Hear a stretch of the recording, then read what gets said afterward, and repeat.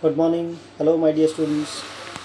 Today, we are going to discuss about the new numerical question on branch accounting. So, dear students, whatever the questions we are discussing, I request you to please note down these questions into your notebook and practice at your home. So, dear students, the question for today's discussion is Tobacco Company Talegaon has a branch at Malegaon to which goods are invoiced at 33 1/3% profit on loaded price. The branch remits all cash received to head office and expenses are met by head office. From the following particulars, prepare branch stock account, branch debtors account, branch expenses account, branch adjustment account, and branch profit and loss account in the ledger of Tobacco Company Limited, Talegaon head office for the year 2019-20.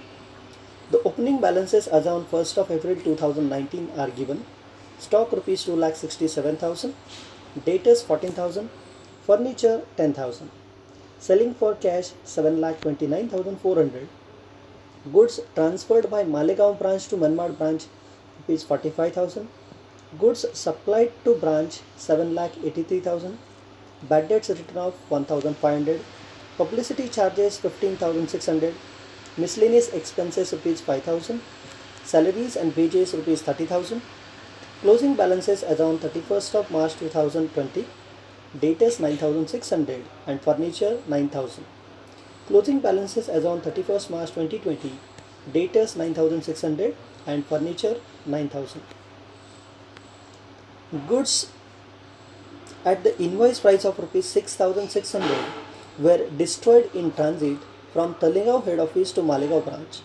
A claim was made with the insurance company for loss of stock and rupees 5,800 were accepted in settlement of claim.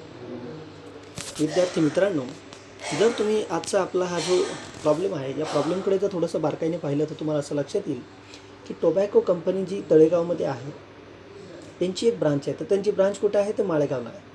ज्या ब्रांचला म्हणजे तळेगावचं जे tobacco company आहे ते तळेगावला head office आहे आणि त्यांची branch कुठे आहे? ते माळेगावमध्ये आहे. या ठिकाणी माल कसा पाठवलेला आहे? तर या ठिकाणी माल हा लोडेड प्राईस म्हणजेच काय की 33 1/3% प्रॉफिट हा कशाचा आहे? तर सेलिंग प्राईसचा आहे, इनवॉइस प्राईसचा आहे.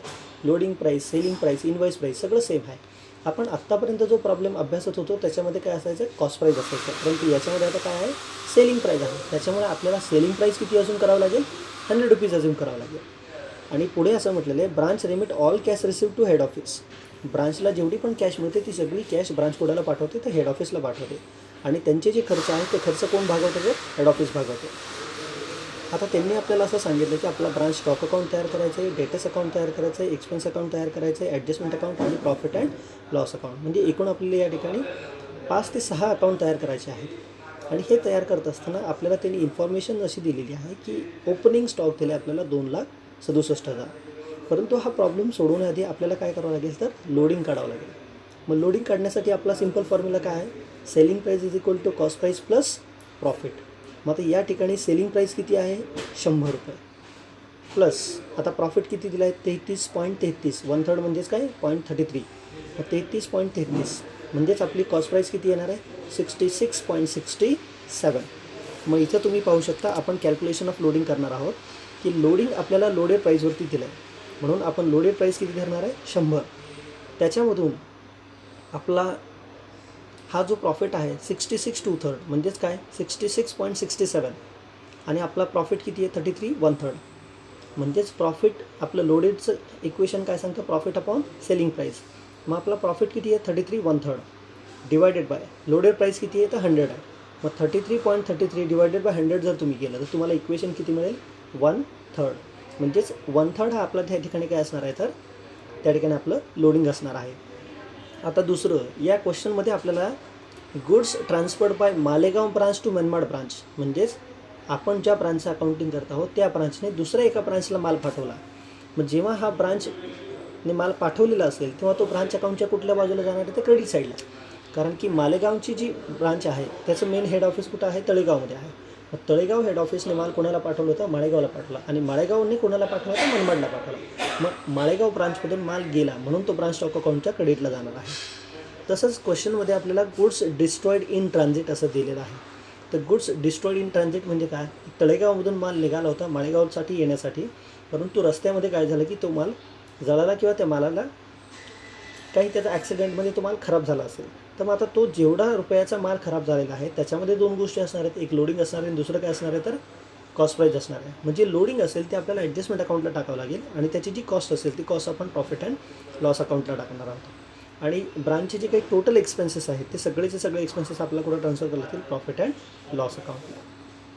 मग आता आपण या ठिकाणी क्वेश्चन 1 बाय 1 पोस्टिंग करणार आहोत. तर सगळ्यात पहिल्यांदा आपल्याला पोस्टिंग करायचं ते म्हणजे काय तर ओपनिंग बॅलन्सेस. मग आपण सगळ्यात पहिल्यांदा ओपनिंग स्टॉक 2,67,000.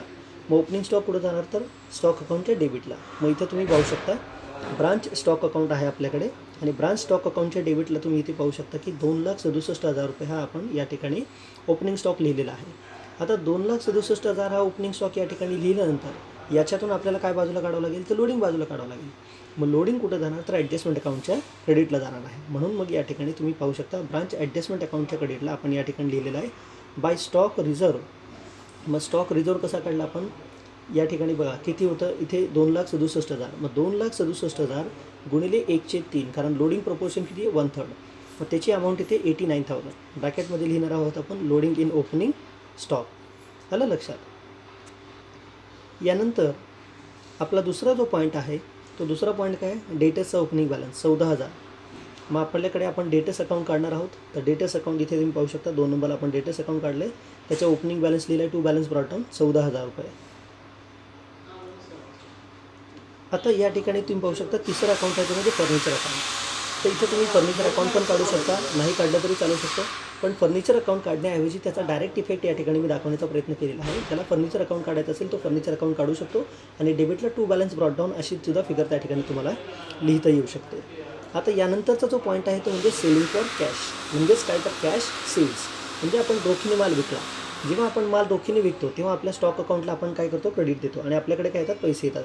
म्हणून by cash account 7,29,000 cash sales. जर आपण कॅश अकाउंट काढलं असतं तर कॅशच्या डेबिटला लिहिलं असतं to stock account cash cells.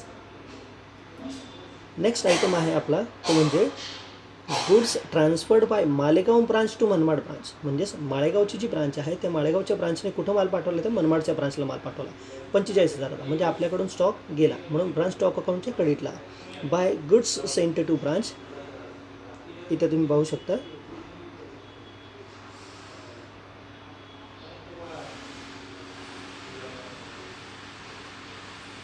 Goods transferred by Malegaon branch to Manmad branch 45,000. इथे पाहू शकता तुम्ही goods sent to branch transfer to Manmad branch 45,000. आता या 45,000मध्ये 1/3 आपलं काय आहे लोडिंग आहे. मग हे लोडिंग कुठं पडणार ॲडजस्टमेंट अकाउंटच्या डेबिटला. म्हणून मग इथे तुम्ही पाहू शकता to goods sent to branch loading in goods transfer to Manmad branch 15,000 rupees. 15,000 रुपयाचं इथे लोडिंग आपण टाकलेलं आहे.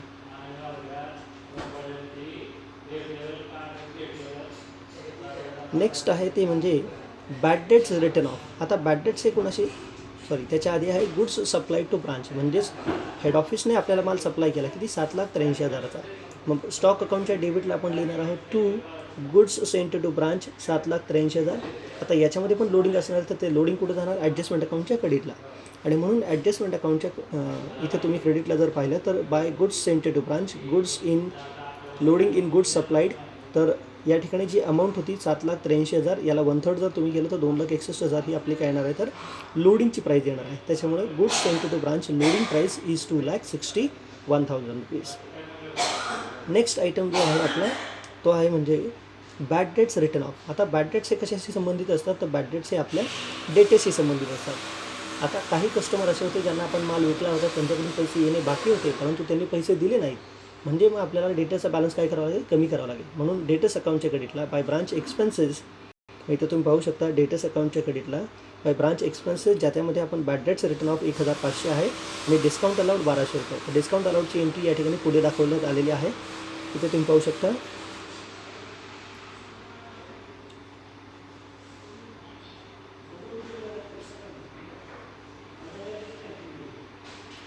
या ठिकाणी माझ्याकडून क्वेश्चनमध्ये डिस्काउंट अलाउडची एंट्री 1,200 रुपये लिहायची राहिलेली आहे.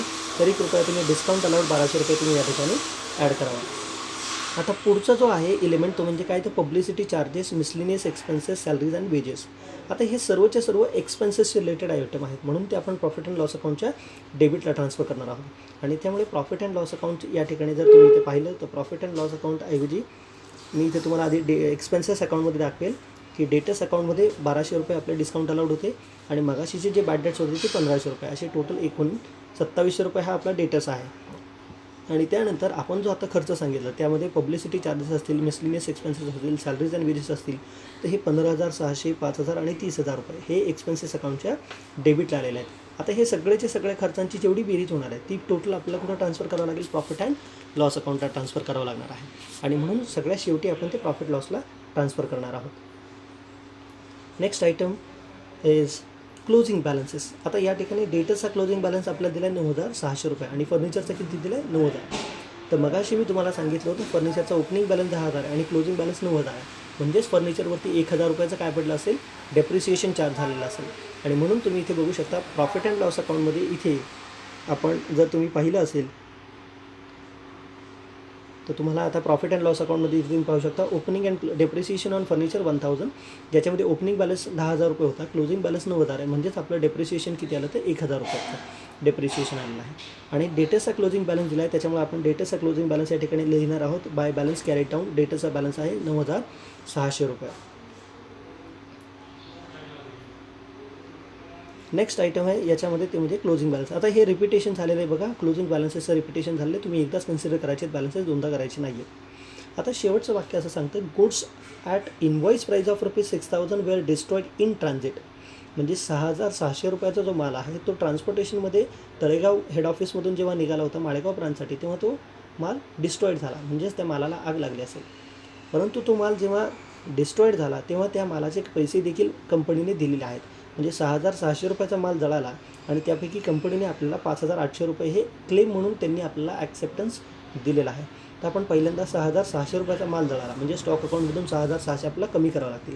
मग आपण पहिल्यांदा याची एंट्री ही ब्रांचच्या स्टॉक अकाउंटमध्ये करणार आहोत. स्टॉक अकाउंटमध्ये एंट्री करताना तुम्ही या ठिकाणी पाहू शकता ब्रांच स्टॉक अकाउंटच्या क्रेडिटला या ठिकाणी आपण लिहिणार आहोत by goods destroyed in transit. त्याच्यामधला एक पोर्शन हा प्रॉफिट असणार आहे, म्हणजे ते कुठं जाणार ॲडजस्टमेंटला. मग 6,600च्या 1/3 तुम्ही केलं तर तुम्हाला 2,200 रुपये कुठं टाकावं लागतील ॲडजस्टमेंटला, कारण ते लोडिंग आहे. आणि त्यातली जी कॉस्ट पोर्शन आहे म्हणजे 2/3 म्हणजे 4,400 रुपये आपल्याला कुठं टाकावं लागतील प्रॉफिट अँड लॉस अकाउंटला. म्हणजे 2,200 + 4,400 बरोबर 6,000 रुपयाचा माल काय झाला, कमी झाला. आता याचा सेकंड इफेक्ट ॲडजस्टमेंट अकाउंटच्या डेबिटला इथे तुम्ही बघू शकता to branch stock account goods destroyed in transit 2,200 रुपये. आणि प्रॉफिट अँड लॉस अकाउंटमध्ये याचा सेकंड इफेक्ट जाणार आहे. तर तुम्ही डेबिटला पाहू शकता to branch stock account goods destroyed in transit 4,400 रुपये. आणि शेवटची जी वाक्य दिलं होतं तिथे आपल्याला 5,800 रुपयाचा सेटलमेंट ऑफ क्लेम मिळालेला आहे. आणि म्हणून क्लेम मिळाला म्हणून प्रॉफिट अँड लॉस अकाउंटच्या क्रेडिटला by cash 5,800 recovery of claim received from the insurance company 5,800 रुपयाचा क्लेम आपल्याला मिळालेला आहे. आता आपण पुढचं बघूया. पुढे आपल्याला त्यांनी काही सांगितलेलं नाही आहे, म्हणजेच आता आपल्याला अकाउंट्स क्लोज करावं लागतील. मग सगळ्यात पहिल्यांदा अकाउंट्स क्लोज करताना आपण काय करणार आहोत तर ब्रांचचं स्टॉक अकाउंट क्लोज करणार आहोत. स्टॉक अकाउंट क्लोज करताना जर तुम्ही पाहिले तर स्टॉक अकाउंट क्लोज करताना स्टॉकला ओपनिंग बॅलन्स आहे, त्यानंतर goods received from head office आहे, त्यानंतर रिटर्न फ्रॉम कस्टमर्स आहे या ठिकाणी दिलेलं आपल्याला. आणि म्हणून या ठिकाणी रिटर्न बाय कस्टमर 5,700 रुपये. तर मला वाटतं याची पण एक एंट्री याच्यामध्ये क्वेश्चनमध्ये राहिलेली आहे. तर रिटर्न फ्रॉम कस्टमर देखील 5,700 रुपयाचा आकडा तुम्ही या ठिकाणी ॲड करावा, कारण की तो क्वेश्चनमध्ये माझ्याकडून टायपिंग करताना तो राहिलेला असेल. तर त्यामुळे तो 5,700 रुपयाचा जो आकडा आहे तर तुम्ही इथे बघू शकता स्टॉकच्या डेबिटला आपण 5,700 लिहिले आणि क्रेडिटला डेटस अकाउंटच्या क्रेडिटला बाय रिटर्न फ्रॉम कस्टमर 5,700 रुपये लिहिलेले आहेत. आता स्टॉक अकाउंटची डेबिट साईड जास्त आहे बघा 10,55,700. मग दोन्हीकडे आपण पॅरलल मांडली आणि त्याच्यामधून 7,29,000, 11,700, 45,000 आणि 6,600 आणि 32,000 रुपये आपण वजा केले. हे पैसे वजा केल्यानंतर आपल्याला या ठिकाणी तुम्ही पाहू शकता आपल्याला स्टॉक अकाउंट क्लोज करण्याआधी आपल्याला काय करावं लागेल डेटस अकाउंट क्लोज करावं लागेल, कारण की डेटस अकाउंटमधून आपल्याला क्रेडिट सेल्सचे फिगर मिळणार आहे. तर डेटस अकाउंटच्या क्रेडिटची टोटल पाहिली तर तुम्ही 28 + 5,700 + 2,700 + 9,600 म्हणजे 46,000. मग डेटस 46 वजा 46 जर तुम्ही केले तर डेबिटला फक्त आपल्याकडे ओपनिंग बॅलन्स होता तो म्हणजे 14,000. आणि जी 32,000 रुपयाची जी फिगर आली आहे ती बॅलन्सिंग फिगर ही कशाची आहे ते क्रेडिट सेल्सची आहे. म्हणजे पहिल्यांदा डेटस अकाउंट क्लोज करावं लागेल आणि क्रेडिट सेल्स 32,000 रुपये काढावं लागतील. ते 61,000 रुपये आपल्याला स्टॉक अकाउंटच्या क्रेडिटला लिहावं लागतील. आणि स्टॉक अकाउंटच्या क्रेडिटला आपण बाय डेटस 32,000 रुपये क्रेडिट सेल्स लिहिल्यानंतर मग स्टॉक अकाउंटची डेबिट साईड 10,55,700, त्यातून क्रेडिट साईड वजा 10,55,700. जर तुम्ही वजा केले तर इथे तुम्हाला बॅलन्सिंग फिगर म्हणजेच काय दिसेल तुम्हाला, तर क्लोजिंग बॅलन्स ऑफ स्टॉक, आणि तो किती आहे, 2,31,000 आहे. आता हे दोन्ही अकाउंट क्लोज झाल्यानंतर आपण एक्सपेन्सेस अकाउंट क्लोज करूया. एक्सपेन्सेस अकाउंटमध्ये आपला 2700 प्लस 50,600. त्याच्यानंतर आता हा जो 50,600चा आकडा कसा आला, तर मी याच्यामध्ये तुम्हाला सांगेन की 30,000 प्लस 5,000 प्लस 15,600 हे सगळे इनरचे आकडे आहेत. आणि जो कॅशचा आकडा आहे तो 50,600चा इथे आकडा दिलेला आहे. त्याच्यामुळे 50,600 हे टू कॅश म्हणजे ह्या एक्सपेन्सेसची टोटल आहे. आणि हे 15,600, 5,000 आणि 30,000 हे सगळे आपले इनरचे आकडे आहेत. म्हणजेच 2,700 अधिक 50,600 बरोबर 53,300 रुपयाचा खर्च आहे.